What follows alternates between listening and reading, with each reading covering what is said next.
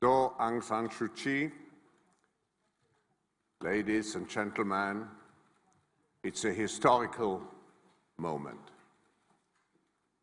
We welcome here one of the most extraordinary personalities of this century. A woman who has fought for freedom, against oppression, for justice, for the young people, for women. We are very honored that we have the privilege to listen to you this morning. It is your first visit abroad after 24 years, and you just told me it's practically exactly the day when you came last to this country, 24 years ago. And of course, we know that you have spent over 15 years of the 24 years in house arrest. We also welcome here a personality who has been distinguished for what she has done by practically every prestigious award, and particularly the Nobel Peace Prize in 1991. It's an extraordinary person also in terms of her wisdom, in terms of what she has done for the idea not to be guided by fear, but always to be guided by hope. To Aung San Suu Kyi, we welcome you cordially here in Thailand. Please.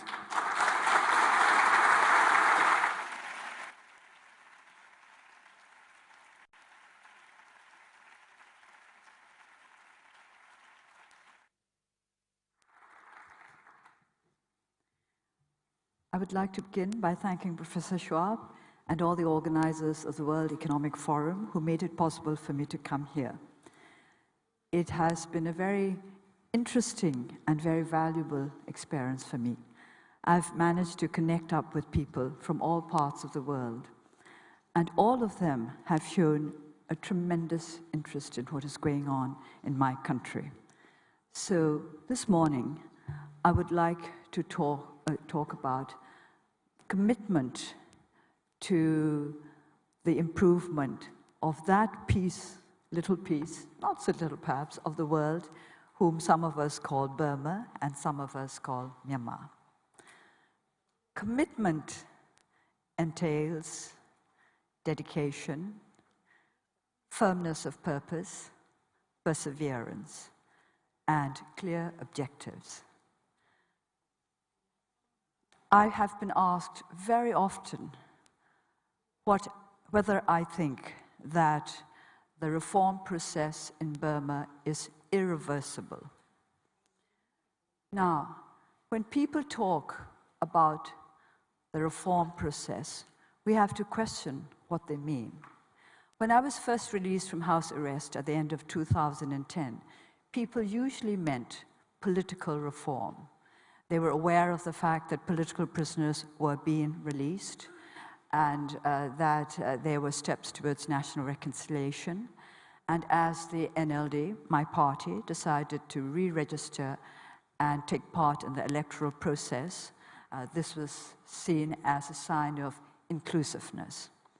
But later, as we started preparing for the elections, I noticed that the emphasis shifted to economic reform.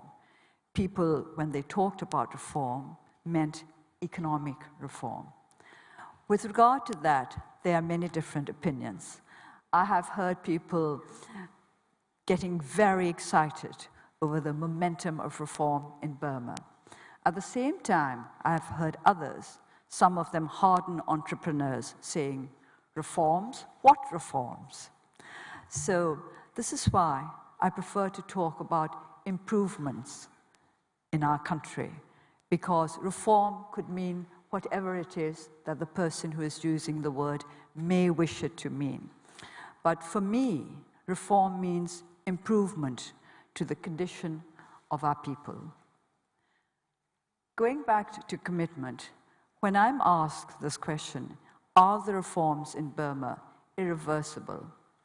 I say this depends on how committed the military is to this reform process. Now, I would like to expand this to say that our success will depend how irreversible the reform process is, will depend on national commitment. There has to be commitment on the part of all of those who wish to improve the state of our country. We have to know what we want.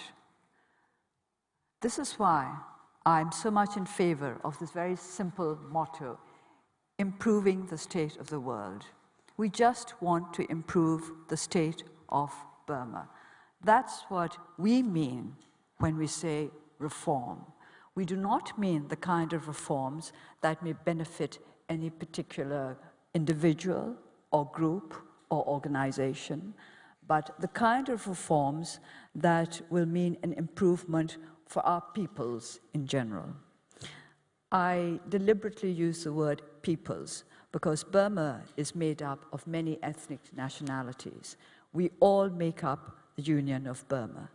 This is why national reconciliation has been so very important for us.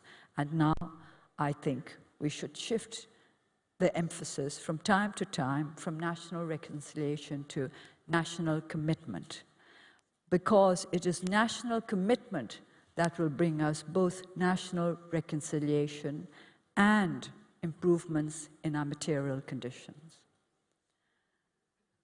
I have been studying the growing volume of work on failing and failed states and how to fix them. And in all this work, I have been particularly struck by one finding put forward by Paul Collier. He mentions that it has been found that a critical mass of educated people was important, in fact, essential in order to make reform strategies work. And by that, by a critical mass of educated people, he meant a large population and a large proportion of that population with secondary education. This was what struck me, secondary education. He was not talking about PhDs. He was not talking about university graduates. A critical mass of secondary education, educated people was what was necessary in order to successfully implement reform strategies. Now, this is very much in line with my way of thinking. We need basic education in Burma. I have been emphasizing this for the past month or so because I think there has so far been too much emphasis on tertiary education, even on postgraduate education. And I would like to explain that by basic education, I do not mean elementary education, but the kind of education that will enable our people to earn a decent living for themselves. It's as simple as that. The proportion of young people who are unemployed in Burma is extremely high. That, I keep saying, is a time bomb. For how long can these young people keep on depending on their parents, which is what they're doing, because they have no employment? And who are the people who are going to implement these sometimes quite ambitious reform strategies? Again and again, those interested in the new openings in Burma who have visited our country during the past month or two have remarked on the fact that there is a grave lack of people capable of carrying out the measures that the government is proposing. So who are going to carry out these measures? How do we find the people who will make sure that our reform process becomes irreversible? We need capacity, but not quite capacity in the way in which some organizations see it. We need capacity to be built from the ground upwards. And this is where I would like all of you to help. I would like you to think very seriously about how to build up a strong, basic foundation for reform success in Burma. For the moment, please don't think too much in terms of how much benefits investment will bring to those who are investing. I understand that investors invest because they hope to profit from the ventures. Well, we agree with that, but we also hope to benefit from these investment ventures. Our country must benefit as much as those who have come in to invest there. So please think deeply for us. I have been listening to many speakers in this forum, and I was particularly struck by one comment, very simple comment, that we have to look to the questions of corruption and inequality. And I absolutely agree with that. We have to try to eradicate corruption and inequality as we proceed towards greater investment. We do not want more investment to mean more possibilities for corruption. We do not want investment to mean greater inequality. We do not want corruption to mean greater privileges for the already privileged. We want investment to mean, quite simply, jobs, as many jobs as possible. It's as simple as that. Job creation is extremely important in Burma.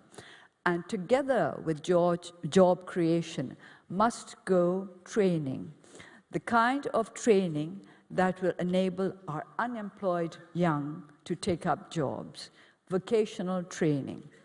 We need vocational training and non-formal education much more than we need doctoral programs, which is not to say that I do not value higher education. Indeed, I value it very much.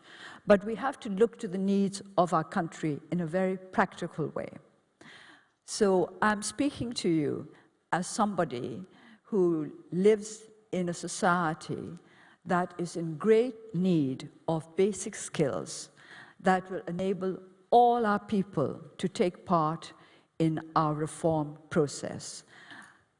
We want our national commitment to become firm. Without this national commitment, we cannot go forward. National commitment, we would like to link to regional and global commitment to shared goals. We all want a more prosperous, more peaceful world. We want to be part of that more prosperous, more peaceful world. We don't want to be marginalized. We don't want to be left behind.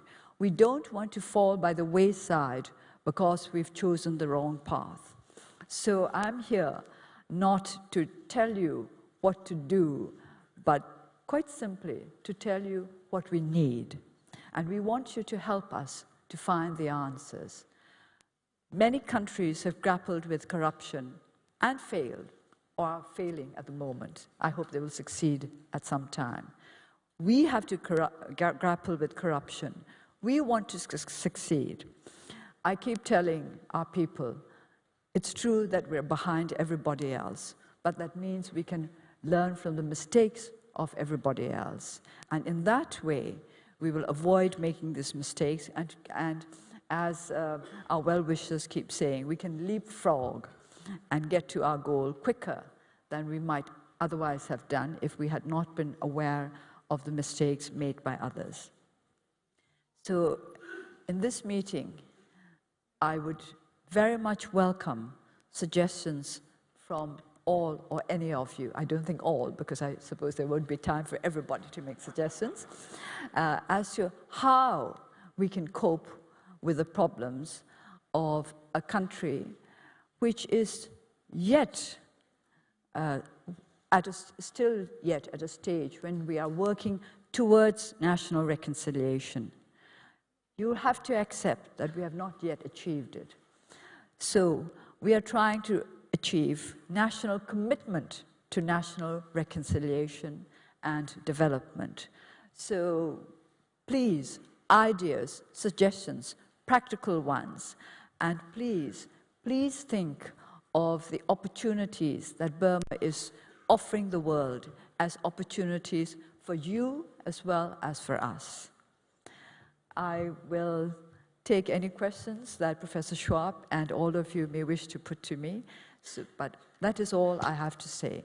Please help us to meet our needs, and I think you will find it a very, very worthwhile thing to have done. Thank you.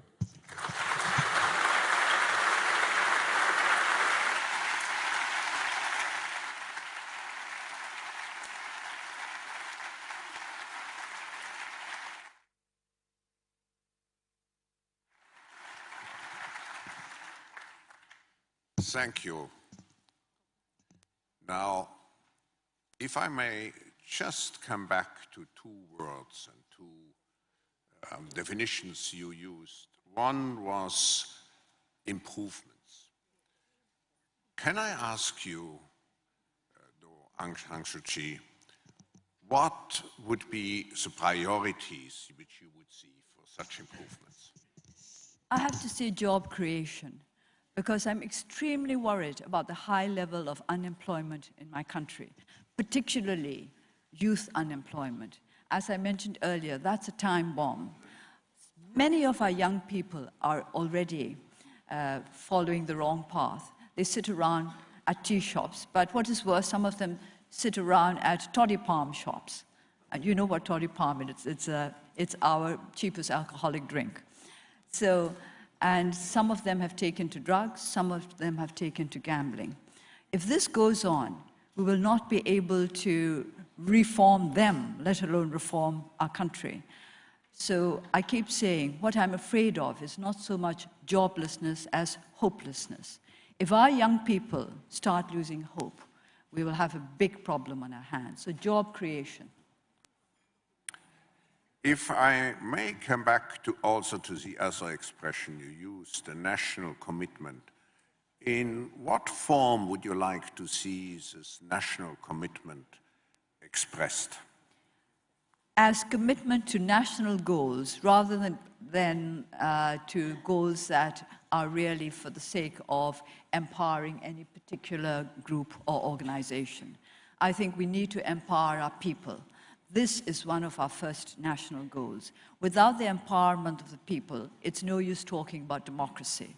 We can talk about democratic reforms, but if we don't empower our people, if we work to increase their dependency on the powers that be, then we will not achieve our democratic goals. An empowerment of people, of course, requires what you emphasize so much: education, training, a building of capabilities. As far as the system inside which those empowered people should evolve, how would you see the system? The political system particularly. At the present? Yeah. Now, the political system at present is one which is supposed to be democratic, but I cannot say that we have really achieved all the necessary basics of a genuine democratic society. But I would like to take up what you said earlier about how to empower people, just by giving you an example of how I am trying to empower the people in my constituency. It's very simple. We let the people decide for themselves as far as possible how they can improve their lives and how they will go about that. For example, we started with a very small project. We had a raffle on New Year's Day, Burmese New Year's Day, which was on the 17th of April, cash prizes for 3 villages. And the winning villages were asked to choose what they wished to do with the money for the community. And we provided them with technical advice, with legal advice. but it was up to them to decide for themselves how they wish to spend their money to help the community, to improve the conditions in their community. And it was amazing how quickly they understood what was expected of them when they were told that they could decide, but it had to be by consensus. Everybody in the village would be allowed to take part in the discussions. Well, children could sit in, even if they couldn't understand what was going on. And we made it quite clear that we would make no distinction between members of the NLD and members of other political parties. All villagers had to take part in the decisions. It worked amazingly well. We won the elections 2 months ago, and in these 2 short months, I think some of our constituents are beginning to learn what it means to be members of a democratic society. So, Aung San Suu Kyi, you emphasized already, and this is a deep belief also of the World Economic Forum, that business has not only to contribute to economic development, but also to social progress.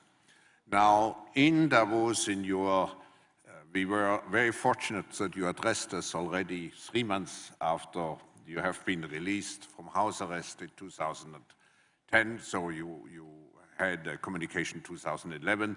And this year, in your video message, you said that economic progress is dependent on more than just fiscal and monetary measures, need to be upheld by judicial and legislative reforms to ensure that sound regulations and laws are administered justly and effectively. Now, I take this statement and enlarge it a little bit. How do you see the evolution of the judicial framework in your country? You're setting me off on my favorite subject. I'm afraid I'm going to be a terrible bore. I've always insisted that rule of law was most important issue. And we've had to try to make people understand in Burma, I think in Burma rather than elsewhere, that by rule of law, we did not mean new laws. And by rule of law, we did not simply mean laws aimed at protecting the rights of political activists. Some people in Burma think that's what we're talking about when we talk about the rule of law. So I have to insist, ad nauseum actually, that there are many good laws already existing in Burma, but we do not have a clean and independent judicial system. And unless we have such a system, it is no use having the best laws in the world. So would-be investors in Burma, please be warned. Even the best investment law would be of no use whatsoever if there are no courts that are clean enough and independent enough to be able to administer those laws justly. This is our problem. And so far, we have not been aware of any reforms on the judicial front. We keep saying we need judicial reforms, but I have to confess that not many in the government seem to agree with this. They do not seem to think that there's a need for judicial reform, or perhaps they don't think there's an urgent need for judicial reform. But I consider the need to be very urgent indeed. Let us start with rule of law before we start studying what the new investment law is about. Now, I would come back to this word of national reconciliation. Burma, Myanmar, has a very ethnically diverse population with very distinct cultures. How can you bridge those differences and achieve national unity and commitment? It's mutual respect, because mutual respect engenders mutual trust. And I say this from experience. This is not a dream. For the last 2 decades, we have been upheld by the strong support of ethnic nationality political parties. They are the organizations which have stood most firmly by us. Whenever we were going through difficult times, our ethnic nationality allies were always with us. So I can say from personal experience that it is possible not only to bridge our differences, but to build up a strong foundation of trust. We trust one another. When we were in trouble, we looked to the ethnic nationality parties to be by our side. I'll have to be quite open and say not to other Burmese, ethnic Burmese-based political parties, but to ethnic nationality political parties. So it works. We can learn to work together, to trust one another. The gap is nothing like unbridgeable. Billions of people have been on your side when you were confined to house arrest. Now you are the official chairman of the National League for Democracy, the opposition leader. What would you expect from the world to support you? And I have to add, to support the reconciliation process, not only as far as different people are concerned, but also politically in your country.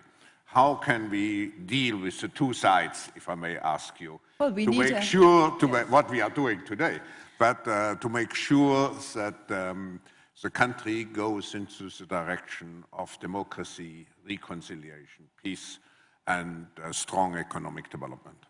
We need a balanced approach.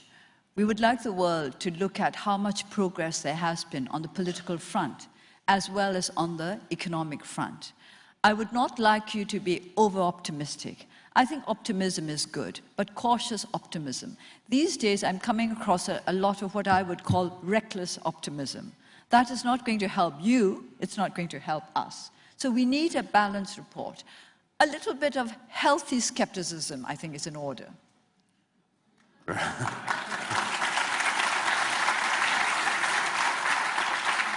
Now, Myanmar will have the presidency of the ASEAN countries in 2014.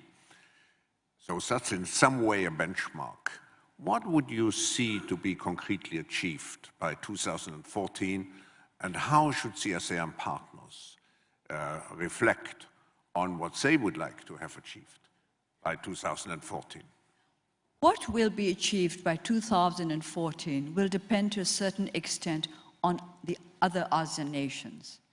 You must know what you want Burma to achieve, and you must let Burma know what you want it to achieve. I believe in working for whatever we want. I don't believe in handouts. So ASEAN should not engage in handouts. You must demand from Burma as well. You must tell them what you expect from them. You must tell them what you expect from the future chair of ASEAN. I think that is very much in order. We must all learn that we don't get anything for nothing. This is a very simple, basic lesson that I keep repeating to our people. We don't get anything for nothing. And there is no use in hoping unless you engage in genuine endeavor. No endeavor, no hope. That is a very simple formula. And I think ASEAN must insist on this. ASEAN must let Burma know what you expect from its chair of 2014. Madam, may I ask you a personal question? We are coming to the end of this session. What went through your thinking when you stepped down from the plane after 24 years and 1 month abroad? Well, let me tell you what went on in my mind before I stepped down from the plane. Because the captain was so very kind as to invite me to sit in the cockpit as we were making the landing, so I would have a good view of Bangkok spread out in its nighttime glory.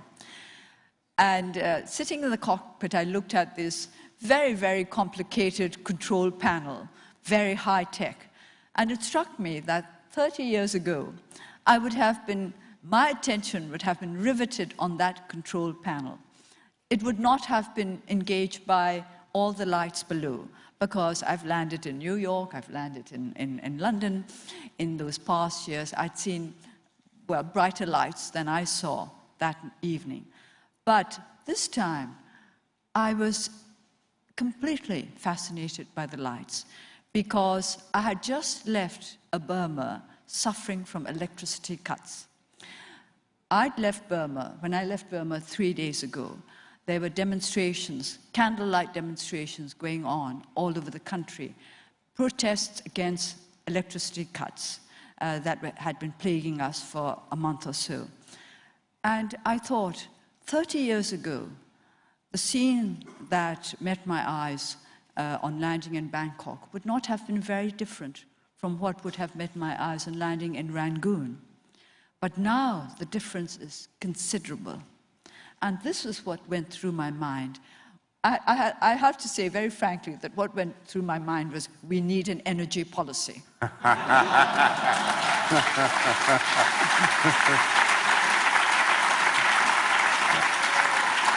Now, may I add, before we conclude, another personal question? You had the admiration of the world because you showed so much strength during those many years of struggle. What gave you the strength? I was asked a question similar to this by young shapers, and I said DNA had a lot to do with it. But I think I should have mentioned something equally important. It was my mother who taught me to be disciplined and to put duty above everything else. She did this not just by teaching me how important duty was, but by acting out her belief in the primacy of duty. Because she taught me that duty mattered more than anything else in life. I don't know whether all of you agree with me or not, and of course then we can argue about what is meant by duty. It became second nature for me to try to discharge my duty as far as I was capable. I can't say I've always been good in the sense of, I can't say that I've always put duty before everything else, but I have tried.